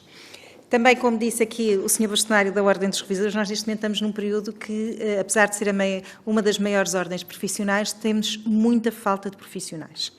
Hoje em dia queremos é que venham cada vez mais e não creio que seja pelos obstáculos na entrada, mas o facto, obviamente, de ter um exame e de não ser uma atividade fácil, porque a profissão de contabilista certificado é uma atividade que está a passar por diversos problemas neste momento, por falta de pessoas que queiram vir para a área, pela sua complexidade e pela sua exigência. De facto, é das profissões mais exigentes, que tem mais responsabilidade associada e isso acaba por assustar os jovens. Não tem a ver com a ordem, tem a ver com tudo aquilo que diz respeito às suas responsabilidades e aquilo que assumem profissionalmente, esteja no âmbito daquilo que nos é reservado ou noutros âmbitos que são, em regra, os contabilistas certificados que fazem. E por isso, e pelo fator remuneratório, porque ainda não é uma profissão tão valorizada quanto deveria pelas funções que desempenha, esses dois fatores associados leva a que exista, neste momento, muita falta de profissionais e, portanto, nós queremos acolher profissionais. Aliás, é um problema transversal que temos discutido,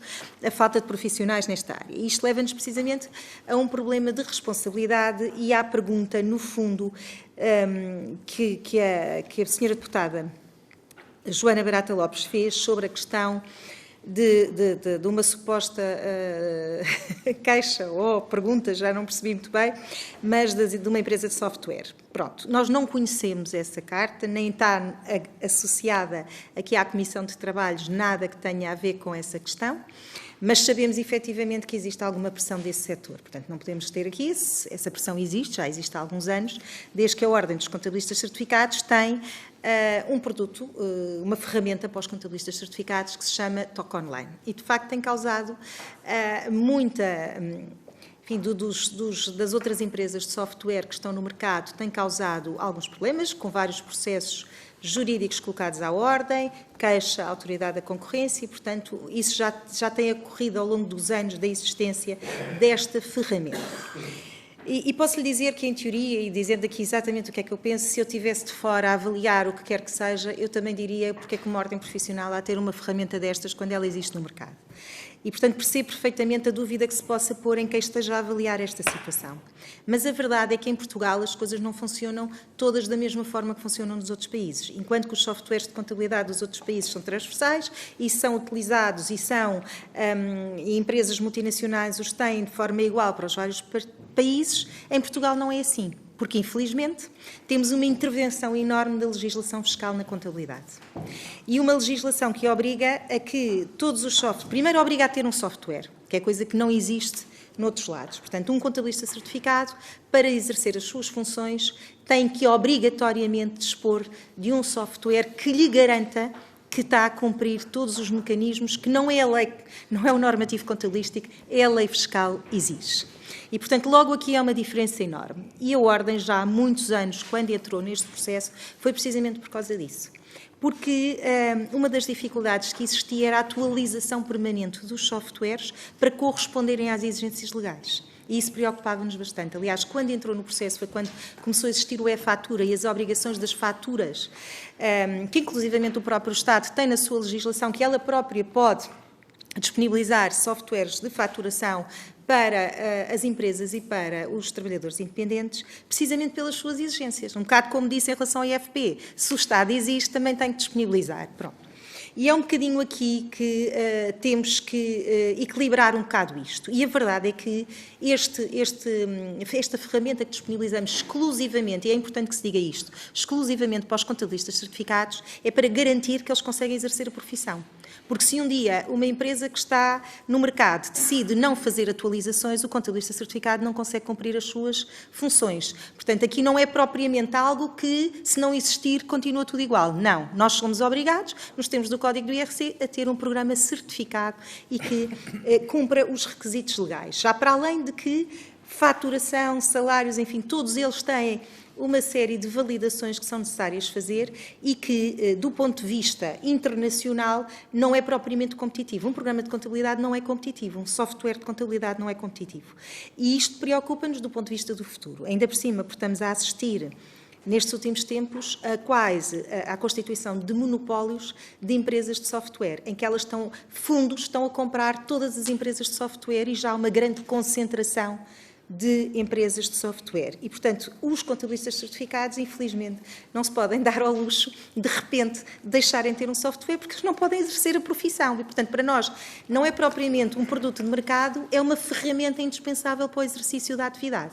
E, portanto, isto é um ponto fundamental que nos faz acreditar e que nos fez, precisamente, questionar o número 2 do artigo 5º, que apareceu aqui um bocadinho quase dirigido a nós, e no fundo esta intervenção da ASOFT, penso que seja a ASOFT, que é a Associação dos Produtos de Software, que veio aqui chamar, quer dizer, acaba por ter alguma correlação, que nós pensávamos um bocado, enfim, extrapolando um bocadinho aquilo que é, ou adivinhando um bocadinho aquilo que pudesse estar por trás, porque, de facto, no preâmbulo do projeto de lei do PS e de tudo aquilo que está subjacente, nada diz respeito a isto. Quer dizer, quando nós vimos aqui entraves no acesso à profissão regulada, nada disto tem a ver, ou esta limitação nada tem a ver, até porque esta limitação, para além de este caso específico, desta nossa ferramenta ser, obviamente, uma ferramenta usada por muitos contabilistas certificados, mas muitos usam outras, portanto, não é obrigatório que os contabilistas certificados usem esta.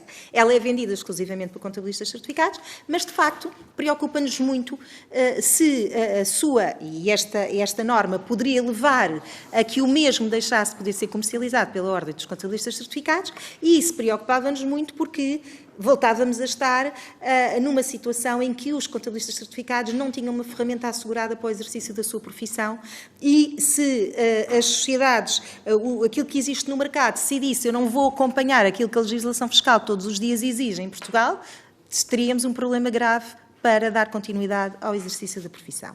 Portanto, penso que este número 2 do artigo 5º não apareceu aqui por acaso, mas não apareceu seguramente pelos princípios de base que estão subjacentes ao projeto de lei. E isto era uma das questões que, de facto, queríamos deixar aqui e o abordámos logo no início nesse sentido, porque claramente sentimos que somos a ordem visada, como disse muito bem, deste artigo que está aqui especificamente para ceder a pressões. E isto é que é ceder a pressões. Aliás, posso dizer-vos que o que acontece, e é um bocado ao contrário, às vezes aquilo que nós achamos que é injustamente concorrencial é exatamente ao contrário. O que nós temos é um cartel de empresas de software que põem até os processos jurídicos foram postos todos em conjunto contra nós. Portanto, as empresas de software é que estavam todas e estão unidas com preços quase convencionados, mas lá está, isso não tem nada a ver connosco. Nós só temos que garantir o exercício da profissão do contabilista certificado. Que isso está a passar, está, mas isso é um âmbito para a Autoridade da Concorrência. Em resposta àquilo que lhe disse, a Autoridade da Concorrência questionou-nos já há algum tempo, provavelmente em função também destas caixas, nós demos as respostas, até hoje não nos notificaram em nenhum sentido, portanto acreditamos que não incumprimos nada naquilo que diz respeito à Autoridade da Concorrência. Portanto, estamos perfeitamente conscientes, os processos judiciais que já chegaram ao fim foram perdidos pelas empresas de software, que todas juntas e em união se uniram contra esta ferramenta. E, portanto, era só isso que eu acho que é importante dizer e dizer aos senhores deputados que acho que aqui este número 2 não pode, de facto, permanecer, não só por causa desta questão, mas principalmente por causa da formação, congressos, obviamente, que merchandising é aquilo que menos nos importa, nem todas as atividades obrigatórias da Ordem. Aliás, como atribuições, tem aqui a formação e depois digam-me como é que fazemos a formação com tudo isto. Aliás, a Ordem dos Contabilistas Certificadas, seguramente, e como disse também o Sr. Bastonário da Ordem dos Revisores, na formação que fazem aos seus membros, é a Ordem que mais formação faz, também temos um número muito elevado de membros, sendo sempre o princípio fundamental chegar a todos os lados, independentemente, obviamente, o nosso objetivo não é o lucro. Portanto, vamos dar formação ao FAIAL, à Terceira e a São Miguel, todas, e muitas vezes também ao Pico e a São Jorge, com 3 e 4 contabilistas, mas não deixamos de lá ir porque todos necessitam de formação para o exercício e para a garantia do interesse público, que é fundamental. Claro que hoje em dia, com as ferramentas à distância, já conseguimos chegar a muito mais contabilistas, mas a formação presencial é para nós também um elemento fundamental e nós temos cerca de 200, 300, varia de ano para ano em função das situações, há ações de formação para todos os membros. Claro que são muitos e é fundamental, obviamente, a nossa profissão não se consegue exercer nem garantir aquilo que é a parte basilar da garantia do interesse público sem formação, porque nós, nas nossas áreas reservadas, competências exclusivas, temos não só a parte da prestação de contas, da parte contabilística, da preparação da informação, como temos das obrigações fiscais, que obviamente que tem muita responsabilidade associada. E essa responsabilidade é que eu vou só fazer aqui um ponto em relação também à questão da tal ferramenta que disponibilizamos aos contabilistas certificados e que está aqui a ser questionada.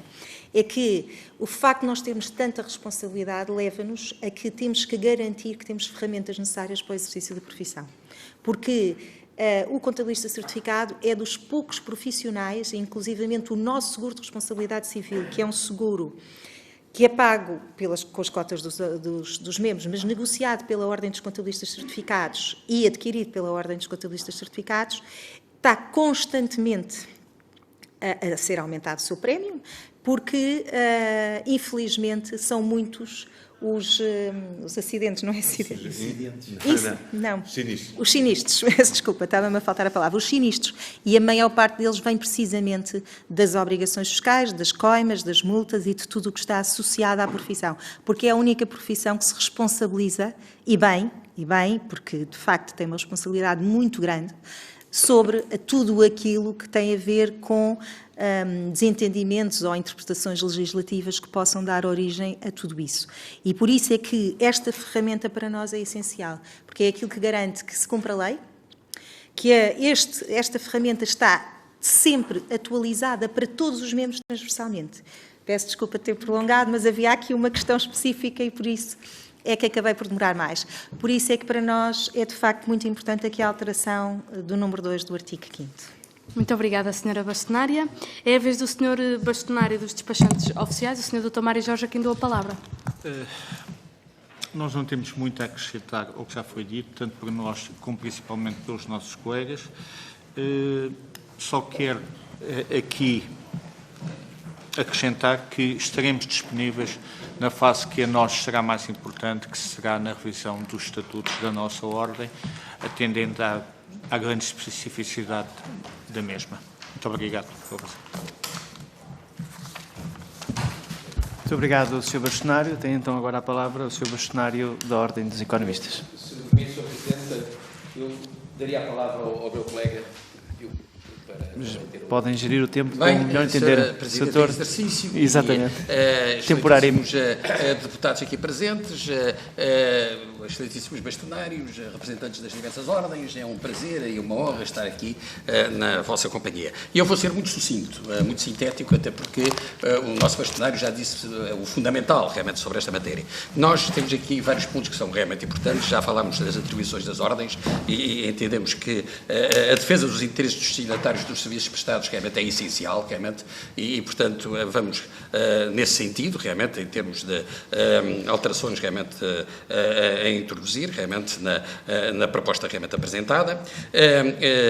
Isto no respeito, portanto, às atribuições. Em relação à organização interna, já foi aqui dito que há aqui vários problemas, realmente, há um problema do órgão de supervisão, mas haver um órgão de supervisão tem que ter uma legitimidade superior aos outros órgãos, quer dizer, não faz sentido, realmente, um órgão de supervisão que saia de um órgão dos já existentes, não é? Quer dizer, por exemplo, da Assembleia Representativa, porque isso realmente, na prática, é uma duplicação, quer dizer, e portanto, ou é realmente um órgão com uma legitimidade superior, e encontra-se uma forma de emprestar a esse órgão uma legitimidade superior, então realmente não faz sentido, quer dizer, portanto, é logo uma das limitações, digamos assim, do nosso ponto de vista da proposta apresentada. E por outro lado, quer dizer, o que deveria haver era isso, a exigência de todas as ordens de um órgão de supervisão e disciplina. Nós temos um órgão de supervisão e disciplina, desde já, quer dizer, portanto, e depois também é muito discutível que o órgão de disciplina tenha que ser necessariamente composto por pessoas que, por membros desse mesmo órgão de disciplina, mas que não sejam membros, realmente, da ordem profissional, quer dizer, é muito discutível porque, enfim, é suposto serem pessoas que conheçam minimamente a profissão e até realmente quando se colocam problemas de ordem ética, tem que estar também de alguma forma por dentro, digamos, dos problemas que a própria profissão encerra, não é realmente? Portanto, digamos, é outra questão. Quanto realmente à questão, de facto, do provedor, eu penso, não mentirei, e penso também a posição realmente do nosso bastonário e da nossa direção, que não temos nada de especial contra a existência do provedor. Agora, o problema é que tem que haver algum ganho de causa, quer dizer, o que é que se ganha realmente com o provedor? Quer dizer, quando hoje em dia já existem instrumentos que permitem exercer uma tutela realmente sobre as ordens profissionais, quer dizer, portanto, teria que resultar mais claro da lei qual realmente o resultado realmente que se consegue realmente obter em termos qualitativos, digamos assim, com a introdução realmente digamos, do provedor. Não é? Eu acho que isso não transparece de uma forma muito clara. Aliás, depois também existem aqui alguns problemas, porque já há problemas também de articulação com o bastonário, realmente, do provedor com o bastonário, realmente que se colocam aqui de alguma forma na lei e que não resulta de claro da lei como é que essa articulação depois realmente se vai processar. Realmente é um outro aspecto também importante a considerar. No que respeita aos estágios, os estágios, eu acho que deviam ser regulados realmente por cada uma das ordens, quer dizer, portanto, devia-se deixar no essencial a regulamentação realmente dos estágios às ordens, porque têm as suas especificidades próprias, as suas particularidades próprias, portanto, estar a tentar estabelecer critérios de uniformização parece-me excessivo no atual estado de coisas, portanto, enfim, nós não temos nada contra a existência de estágios remunerados, enfim, é uma possibilidade que realmente pode e deve ser contemplada em muitas situações, mas, enfim, deveria competir no essencial, digamos assim, às ordens profissionais, realmente a regulamentação sobre essa matéria.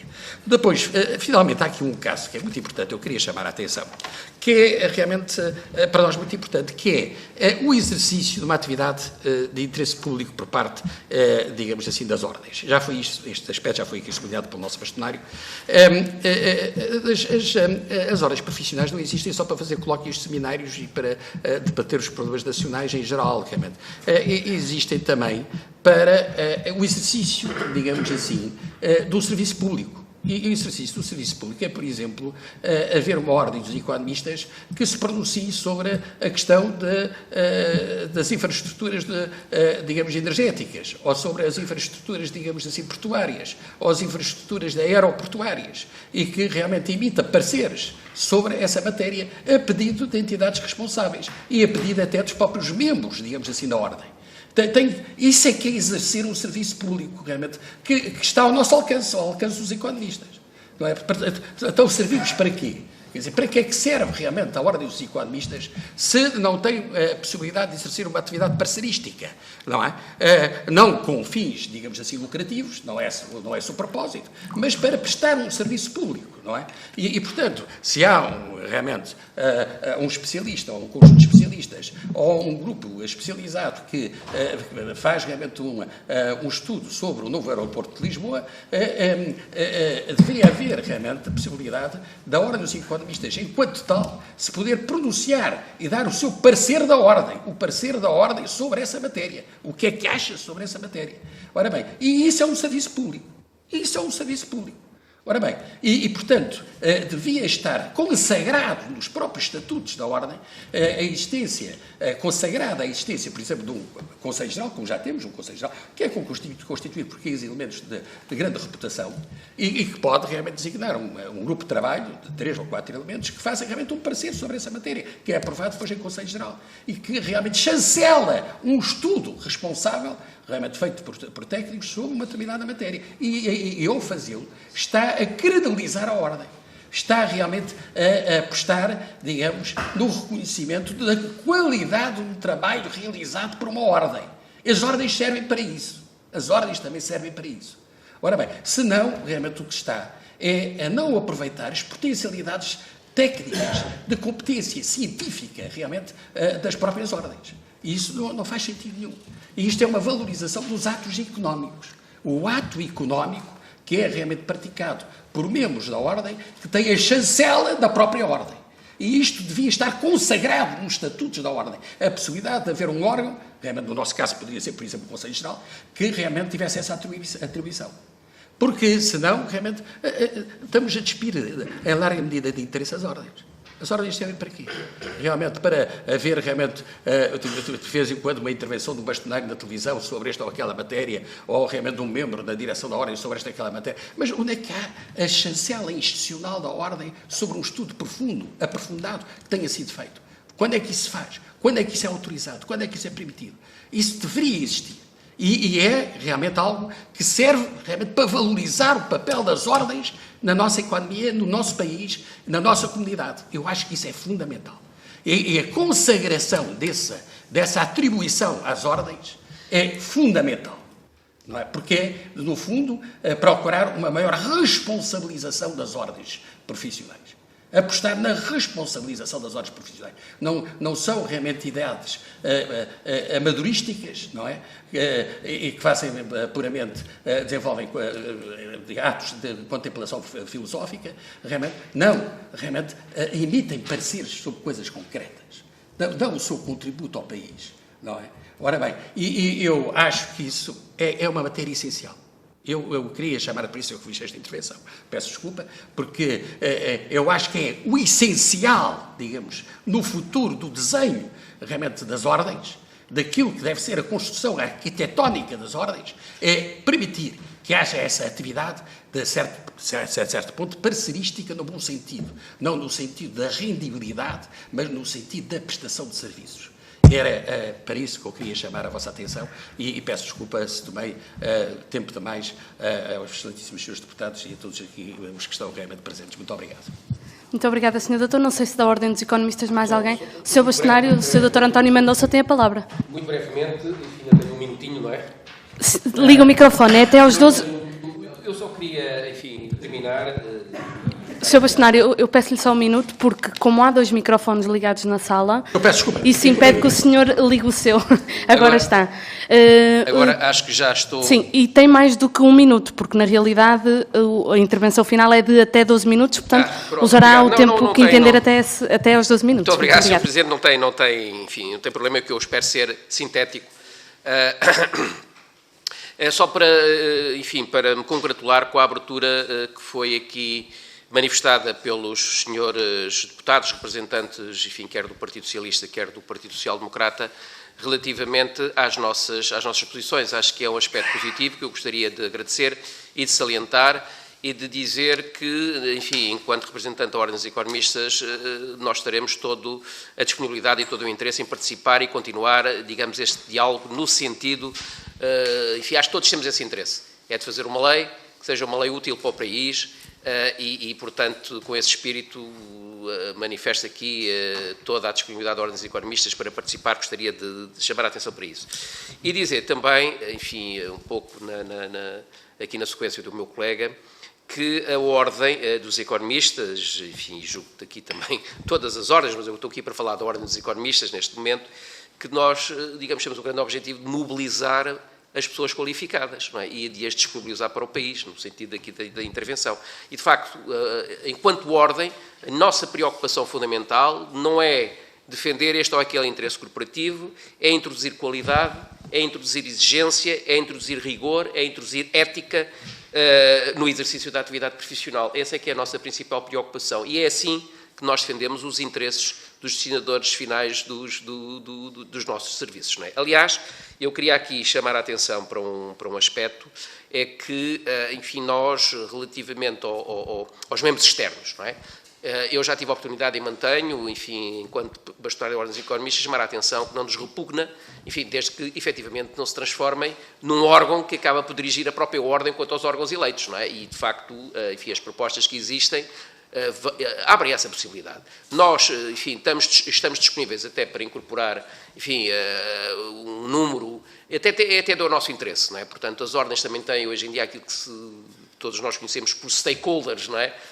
Do exercício da nossa atividade, e penso que é importante, enfim, no nosso caso, que lidamos com empresas, com o setor público, o setor cooperativo, com empresas, com os cidadãos, até com os próprios cidadãos, enfim, no âmbito da intervenção aqui do nosso colega. Portanto, nós queremos, de facto, enfim, que a Ordem seja também essa instituição de utilidade pública e de defesa do interesse público que nós queremos preservar.